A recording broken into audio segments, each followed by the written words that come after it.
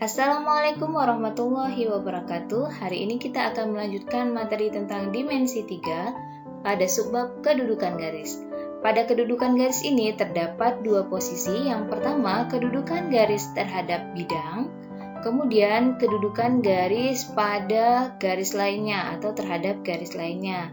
Nah, pada kedudukan garis pada bidang ini atau terhadap bidang ini mempunyai beberapa posisi. Yang pertama, garis terletak pada bidang. Yang kedua adalah garis sejajar bidang. Yang ketiga adalah garis memotong bidang. Selanjutnya, kedudukan garis terhadap garis lainnya. Yang pertama adalah dua garis yang berpotongan, dua garis sejajar, dua garis berimpit, dan dua garis bersilangan.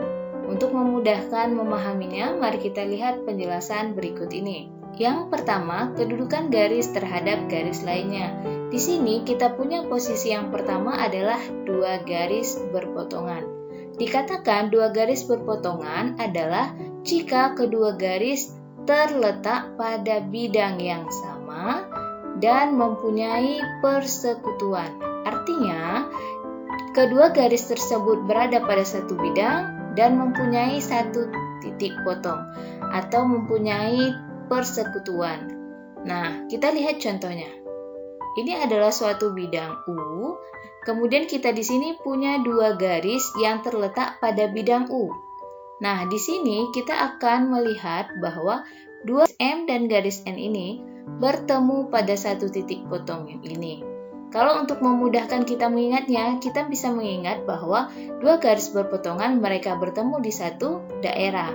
Jadi ini ada satu daerah, mereka bertemu di satu titik. Oke, kita lanjutkan kedudukan selanjutnya yaitu dua garis sejajar. Dua garis sejajar ini posisinya adalah kedua garis terletak pada bidang yang sama dan tidak mempunyai persekutuan atau tidak memiliki titik potong. Nah, kita lihat contohnya. Ini adalah bidang U. Di bidang U ini terdapat dua buah garis, yaitu garis M dan garis N, di mana kedua garis ini berpisah tapi masih satu daerah. Jadi, biar kita mudah ingatnya, kalau misalnya dia dua garis sejajar, maka dia itu posisinya berpisah, dan tetapi mereka itu masih pada satu daerah. Nah, di sini perhatikan, dua garis sejajar ini posisinya sama-sama menghadap ke kiri kan? Nah, jadi nggak bisa nih kita katakan dia itu sejajar kalau satu ke kiri, satu ke kanan, itu nggak bisa. Jadi dua sejajar itu harus dia pada satu bidang yang sama dan posisinya sama-sama menghadap ke arah yang sama. Oke, sekarang kita lanjutkan ke kedudukan garis selanjutnya. Nah, di sini kita punya dua garis berimpit. Dua garis berimpit ini artinya kedua garis terletak pada bidang yang sama dan semua titik saling bersekutu atau semua titik itu saling menyatu. Kita lihat contohnya. Ini ada suatu bidang U. Nah, di sini kan ada suatu garis nih. Nah, garis ini terdapat titik-titik kan yang menyambungnya. Di sini kan ada titik, di sini juga ada titik. Garis-garis ini seolah-olah hanya satu garis kan. Padahal dia ini adalah dua garis, yaitu garis N dan garis M. Karena dia itu saling menyatu dan semua titik saling bersekutu, jadi seolah-olah garis ini hanya satu garis. Itu namanya dua garis berhimpit. Mereka saling menyatu di satu daerah. Oke, kita lanjut ke kedudukan terakhir yaitu dua garis yang bersilangan. Nah, di sini perhatikan baik-baik ya. Dikatakan dua garis itu bersilangan jika kedua garis tidak terletak pada bidang yang sama. Jadi, saya ulangi lagi, tidak terletak pada bidang yang sama dan tidak mempunyai persekutuan. Jadi, di sini posisinya adalah, kita lihat contohnya, di sini pada bidang U terdapat satu garis yaitu garis N. Oke, sedangkan garis M ini berada pada bidang lainnya.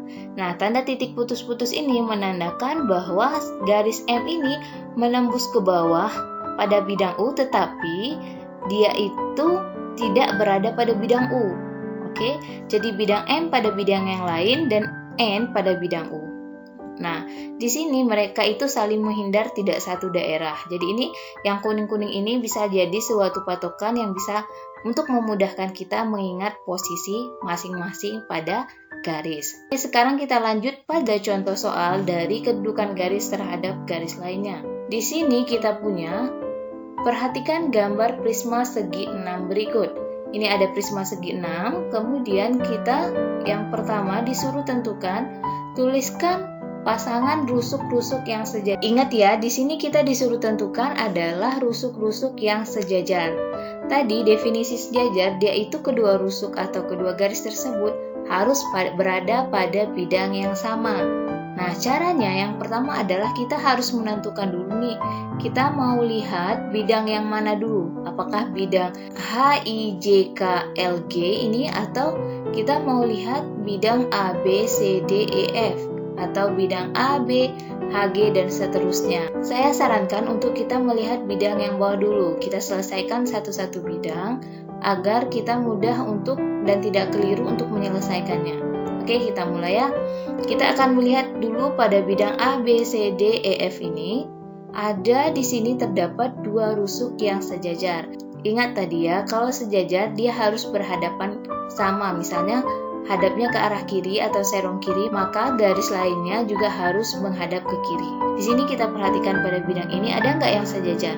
Ada ya, yaitu AB, garis AB ini sejajar dengan garis ED. Kenapa dia bisa sejajar? Karena dia itu terletak pada bidang yang sama, yaitu bidang A, B, C, D, E, F, dan dia berhadapan juga ke arah yang sama. Ini adalah dua rusuk yang sejajar pada bidang A, B, C, D, E, F. Kita akan melihat dia itu sejajar sama garis yang mana lagi atau rusuk yang mana lagi. Ternyata di sini kita punya AB juga sejajar dengan garis GH, ya kan? Kemudian pada bidang yang lainnya yaitu DE, KJ, garis DE ini juga sejajar dengan garis KJ. Oke, paham ya? Jadi, caranya pertama tentukan bidang yang ingin dilihat, kemudian pada bidang tersebut adakah dia berhubungan dengan bidang lainnya. Nah, dari sini kita lihat bahwa garis AB juga dia sejajar dengan garis ED dan juga sejajar dengan garis KJ dan juga sejajar dengan garis GH, sehingga kita dapat menuliskan bahwa garis AB sejajar dengan garis ED, kemudian juga sejajar dengan garis GH, kemudian sejajar dengan garis KJ. Oke, sekarang kita lanjutkan pada garis yang lainnya pada bidang yang sama. Kita lihat dulu pada bidang yang di bawah. Kita punya di sini garis AF itu sejajar dengan garis CD. Nih, sama seperti tadi, dia hadapnya semuanya ke kanan, maka kita juga akan melihat bidang yang di atas ini yang sama-sama menghadap ke kanan. Jadi, kita punya di sini bahwa garis AF sejajar dengan garis CD dan garis GL sejajar dengan garis IJ. Nah, di sini perlu saya ingatkan bahwa kalau cara membacanya di sini kita mulai dari AF dan di sini mulai dengan CD, di sini juga harus kita mulai dari GL, jangan nanti LG. Oke, jangan terbalik posisinya. Pada garis selanjutnya atau rusuk selanjutnya, kita mulai pada bidang yang di sini BC dan HI. BC HI ini kita punya garis BC sejajar dengan garis HI, ya kan? Posisinya sama-sama lurus seperti ini. Nah, kita lihat ada nggak bidang yang sama seperti ini? Oh, ternyata ada, yaitu bidang yang di belakangnya dengan garis FE sejajar dengan garis LK. Jadi, kita punya di sini garis BC sejajar dengan garis FE, garis HI sejajar dengan garis LK. Nah, di sini kita masih punya rusuk-rusuk yang sejajar, yaitu yang pertama kita mulai dari bidang ABHG, yaitu kita punya garis AG sejajar dengan garis BH. Nah, di sini kita lihat lagi, ada nggak yang masih sejajar lagi? Jadi posisinya sama-sama tegak lurus. Jadi di sini kita punya garis CI, kemudian kita juga masih punya garis sejajar DJ, EK, dan juga garis FL. Maka kita dapat menulis di sini bahwa garis AG sejajar dengan garis BH, garis CI sejajar dengan garis DJ, dan garis EK sejajar dengan garis FL. Ini adalah pasangan-pasangan rusuk yang sejajar. Oke, paham sampai di sini? Oke, kita lihat soal yang kedua, yaitu tentukan garis yang bersilangan dengan garis GH. Nah, di sini kita perlu ingat kata kuncinya yaitu bersilangan. Kalau dia bersilangan, maka dia berada pada bidang yang berbeda dan posisinya juga berlawanan. Misalnya kita di sini lihat garis GH.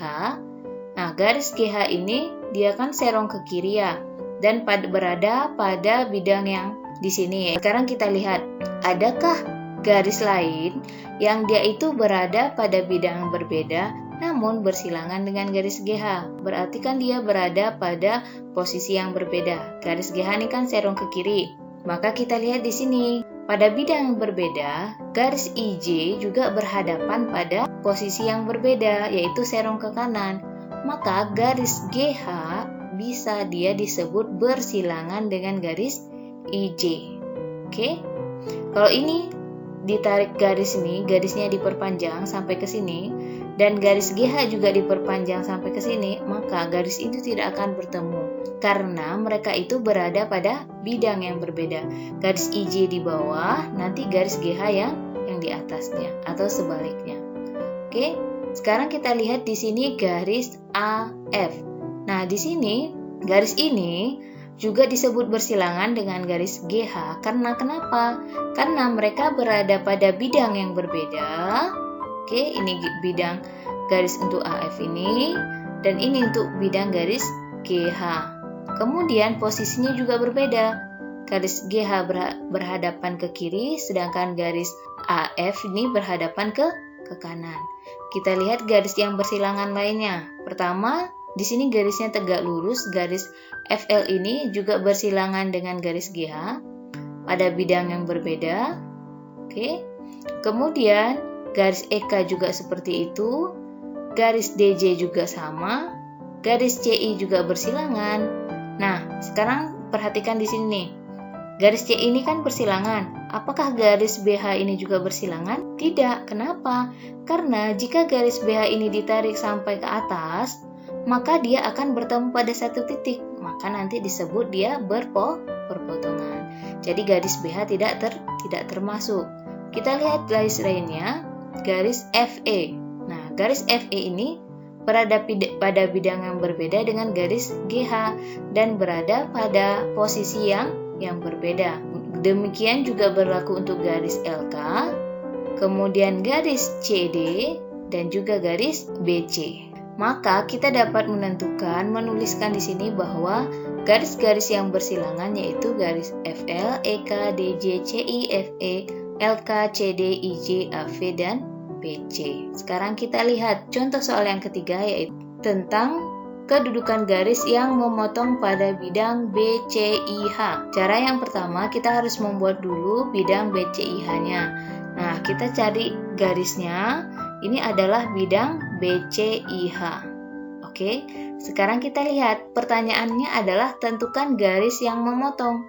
Kalau dia memotong, maka dia bertemu pada satu titik terhadap garis lainnya. Maka di sini ini adalah bidangnya. Maka kita akan mencari garis yang memotong bidang ini. Bisa kita lihat di sini garis AB. Ketika kita tarik seperti ini, dia bertemu pada satu titik kan di sini. Maka garis AB ini memotong bidang BCIH. Selanjutnya, garis CD ini juga memiliki posisi yang sama, memotong bidang. Kemudian garis IJ ini juga memotong bidang BCIH dan garis GH. Oke. Bagaimana dengan garis lainnya? Apakah garis lainnya memotong? Tidak.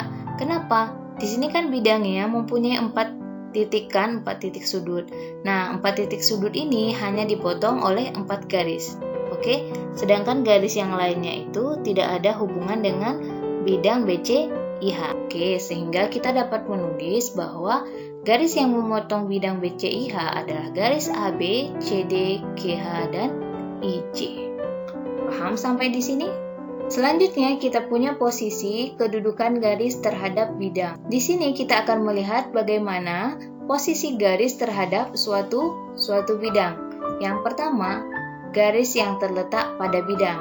Jadi di sini kita akan memfokuskan bagaimana sih kedudukan si garis ini terhadap suatu bidang. Jadi kalau yang tadi kita fokusnya pada garis terhadap garis, nah sekarang ini garis terhadap bidang.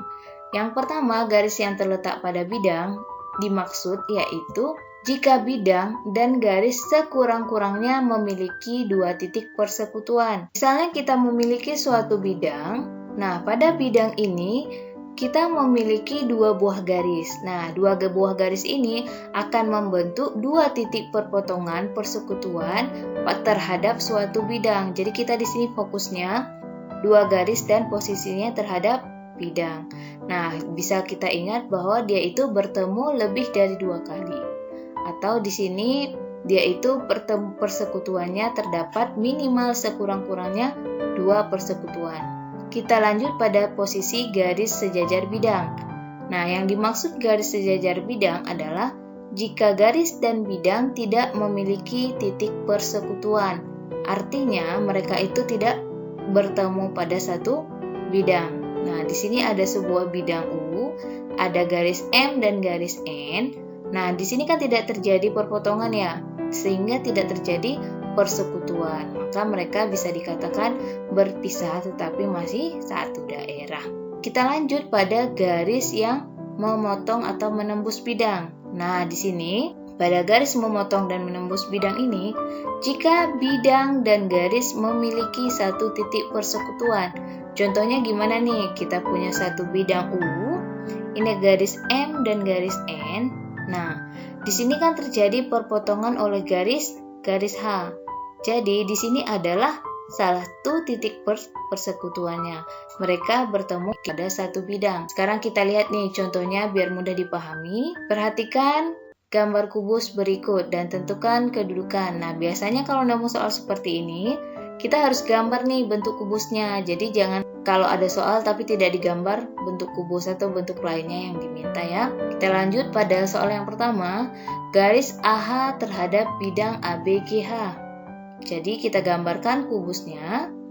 Ini adalah suatu kubus. Oke, bisa jadi kita menuliskan di sini AB, CD, jangan di sini AB, CD, jangan seperti itu. Tapi kita menghabiskan dulu satu bidangnya. Berarti di sini AB, CD, dan kita mulai dari titik yang sama. Tadi seperti di sini A, maka di sini kita mulai dari EF, GH. Oke, di sini adalah suatu kubus. Caranya yang pertama adalah kita akan mencari dulu garis AH-nya. Oke, kita tarik suatu garis yang membentuk garis AH. Kemudian kita lihat bidang ABGH. Caranya gimana? Kita akan menghubungkan titik A, B, titik G, dan titik H. Kita gabungkan sehingga membentuk suatu bidang seperti ini. Sekarang kita lihat di mana sih posisi garis yang tadi kita bentuk, yaitu garis AH. Nah, di sini kan garis AH seolah-olah dia itu tidak terlihat kan, karena garis AH ini menyatu dengan bidang ABGH. Jadi ini ada garis AH. Nah, garis AH ini ternyata dia itu juga merupakan garis ABGH. Garis ini dikatakan terletak pada bidang ABGH. Kemudian kita lihat yang garis selanjutnya, kedudukan garis pada soal yang B, yaitu kita punya suatu kubus, kita akan mencari garis AE-nya terlebih dahulu. Oke, ini adalah garis AE-nya. Kemudian kita tentukan bidangnya DCGH. Oke, ini adalah bidangnya dengan menghubungkan titik DC dan titik GH. Ini adalah sisi yang di belakang kubusnya. Sekarang kita perhatikan garis AE. Garis AE ini tidak memotong garis DCGA, maka sudah pasti ini bukan garis yang berpotongan. Tetapi garis ini letaknya yaitu sejajar kan dengan bidang DCGH. Maka dapat kita nyatakan bahwa garis AE terletak sejajar dengan bidang DCGH. Kita lihat contoh yang C. Garis BG terhadap bidang ADHE. Kita di sini harus fokus bahwa kita akan mencari garis BG, maka kita tentukan dulu garis BG. Kemudian kita akan menggambar bidang ADHE. Ini adalah garis BG. Kemudian kita akan menggambar bidang ADHE dengan cara menghubungkan titik A, titik D, titik H, dan titik E. maka kita punya posisi bidangnya seperti ini, dan ini adalah garis BG. Kalau dia dikatakan terletak, maka garis BG ini berada pada bidang ADHE, sedangkan ini kan tidak, dan juga tidak berada atau tidak berpotongan. Pertama kita lihat dulu apakah garis berpotongan pada bidang. Oh, ternyata tidak. Kemudian apakah dia itu terletak pada bidang? Tidak terletak pada bidang. Maka dia itu sejajar dengan bidang. Dan yang terakhir, garis AG terhadap bidang BCGF. Kita gambar dulu kubusnya. Kemudian kita tarik titik AG-nya. Oke. Di sini kita punya garis AG.